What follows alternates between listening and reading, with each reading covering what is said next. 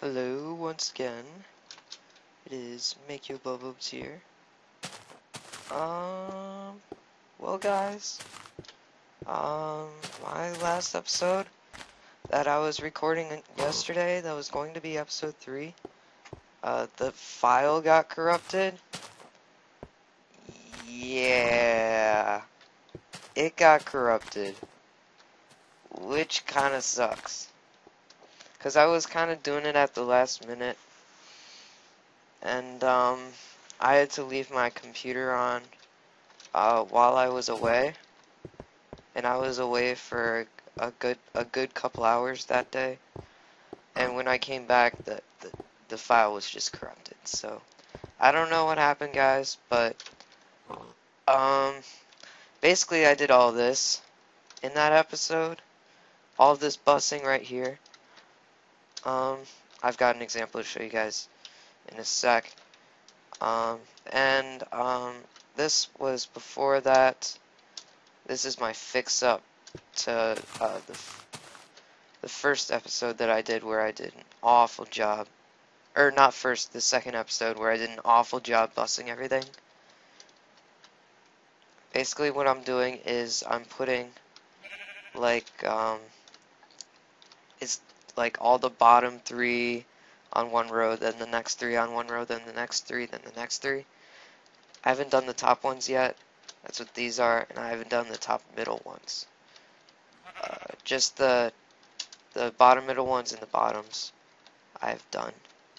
And instead of making one long flat waffle sheet, I'm instead making several stacked ones, which I will have to move. Like literally I'll have to branch one off and go to the side with it later on because of the way I have to make it. But we'll cross that bridge when we get there. The final thing that I did was this, and I'll get to that in a sec. But first, I want to explain this part. So, imagine these are 2 of the buttons off of the display area. And yes, the signs are backwards. That's supposed to be A, that's supposed to be B, but I don't care. This is the on button. You click it, it turns on. Or in this case, turns off. It turns it on and off.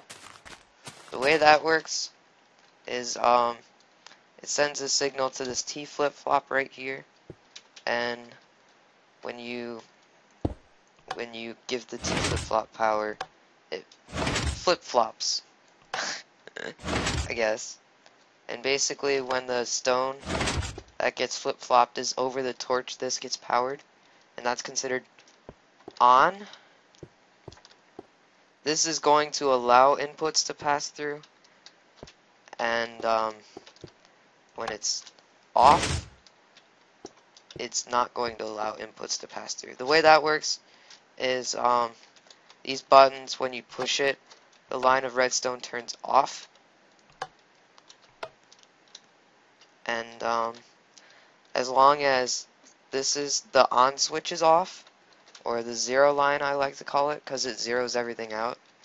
As long as the 0 is off, this will always be off, because see, this is always powering it. Same here too. This is always going to power this top line. So none of these inputs will ever work while the 0 line is off, or on, or whatever you want to call it, when the program is off. However, when I turn this on, it allows inputs to pass through because these torches turn off. Therefore, it will let the whole line turn off. Simple as that. Okay, that's pretty much what all this is. The reason this looks so complicated is because there are a lot of inputs. Like, I think when I counted this, like 26 letters in the alphabet. So 26 buttons. It gets kind of crammed, as you can see. So That's why all of this looks so weird. When you guys do it, try to keep it in a good pattern. It's not hard to, if you just do it right. Yeah.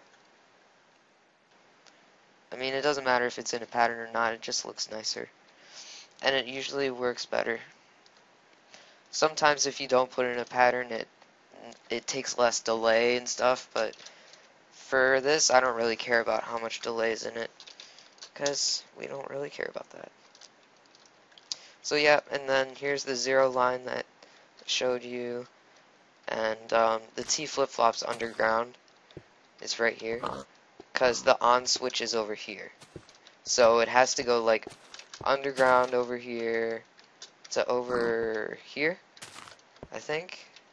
Yeah, it's over there, and see, it goes all the way down here. There's some animal stuff down there for some reason. And it activates the T flip-flop and goes over here, blah blah blah, goes to the 0 line. And then, this is something else I added. It comes out here, and it hits this. Now what this is it's like a pulsar, sort of. When this is given any sort of redstone signal, it waits that long, and that's the size of the pulse it gives. Like here. Like it's on until that turns it off. And it's pretty simple to make. You just send power to this redstone torch right here like this.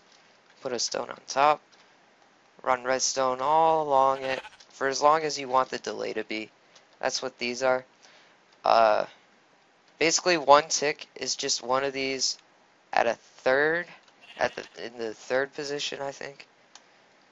And I just have them all in the 4th position just for longer delay.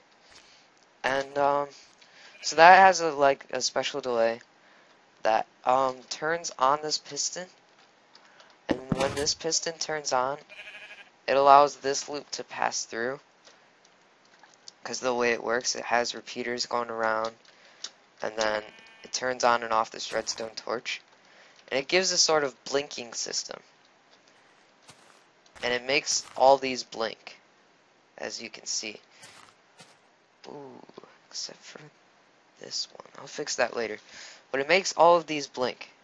And that's because I set up a line down here. I gave one line for it to do that, and it just puts redstone torches over all of them, and it blinks all of them. And same with the 2nd line, and soon to be same with this 3rd line. So yeah, the whole purpose of that is to show when it's on and when it's off, because it blinks twice when it's on. So yeah. Here, let me show you real quick. I'll start with this button. I think this should turn it off. Nope, it's on. See? Comes in handy. Now you know it's on.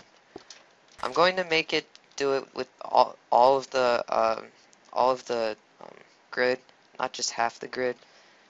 I just don't have that in the waffle sheet yet. So yeah, I'll get that done later. If you guys don't understand any of this, I'd be glad to show you guys an example. It's pretty simple redstoning, you'd be surprised. Okay. Did I miss anything? I don't think so. That's pretty much what I did. I still have to figure out a way for it to switch between numbers, but I'll get there. Yeah, that's pretty much it. I should probably get rid of this. This was me testing out the idea that I had for the blinking system. Making sure it would work. And stuff. Okay.